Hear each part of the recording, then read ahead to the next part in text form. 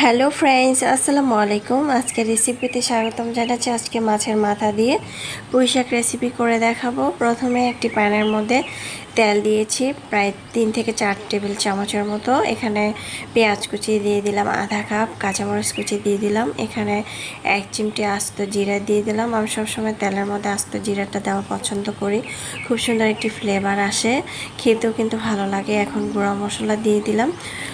মরিচের গুঁড়া 1 চামচ দিয়েছি, ধনিয়া জিরার গুঁড়া হাফ চামচ করে দিয়েছি, হলুদের গুঁড়া 1 চামচ দিয়েছি, পরিমাণ মতো লবণ দিয়েছি, পানি দিয়ে দিলাম আধা কাপ। মশলাটাকে ভালোভাবে কষিয়ে নিলাম। তারপর আমি এখানে মাছের মাথা নিয়েছি, রুই মাছের মাথা। রুই মাছের মাথাটাকে ছোট ছোট করে কেটে নিয়েছি। এখন এই রুই মাছের মাথাটা ভালোভাবে কষিয়ে নেব। আমরা অনেক সময় দেখবেন মাছের মাথাগুলো ফ্রিজের মধ্যে গড়াগড়ি খায়, তবে এভাবে পুঁই শাক দিয়ে যদি রান্না করেন তাহলে কিন্তু সবাই চেটেপুটে খাবে। প্রথমে যে পুঁই শাকের ডোকাগুলো সেগুলো দিয়ে দিলাম, আর একটি ছোট সাইজের আলু দিয়ে দিলাম। ডোকাগুলো অনেক সময় দেখবেন সিদ্ধ হতে বেশি সময় লাগে, তাই ডোকাগুলো আগে দিয়ে দিলাম। মাছের সাথে কষিয়ে নিলাম ঢাকনা দিয়ে ঢেকে। প্রায় 3 থেকে 4 মিনিটের মতো রেখেছিলাম। এখন ঢাকনাটাকে উঠিয়ে আবার একটু নেড়ে চেড়ে দিচ্ছি। এই তো দেখতে পাচ্ছেন খুব ভালোভাবে কিন্তু এটা সিদ্ধ হয়ে আসছে, আর কষানোটা খুব ভালোভাবে হয়েছে। এরপর যে দিয়ে দিচ্ছি পুঁই শাকের পাতাগুলো, এগুলো আগে ধুয়ে পরিষ্কার করে ঢাকনা দিয়ে ঢেকে দিয়ে দিলাম। ধুয়ে পরিষ্কার করে চালনে ছেঁকে রেখেছিলাম যাতে পানিটা ঝরে যায়। ঢাকনাটাকে উঠিয়ে এখন নেড়ে চেড়ে দিচ্ছি। প্রথমে চুলার আঁচ বাড়িয়ে দিয়েছিলাম।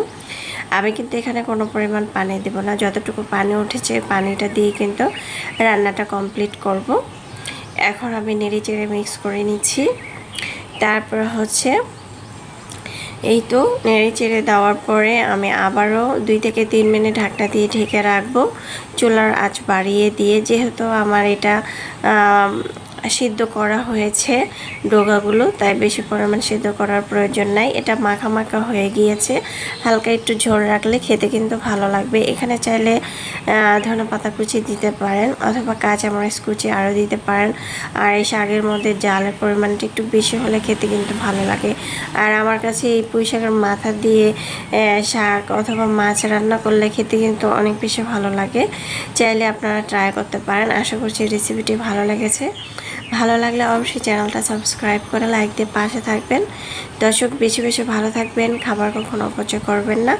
আমরা চাইলে এই মজাদার তরকারিগুলো এভাবে তৈরি করে নিতে পারি। এখন আমি একটি বাটির সাথে ভাতের সাথে পরিবেশন করে নিচ্ছি। আল্লাহ হাফেজ।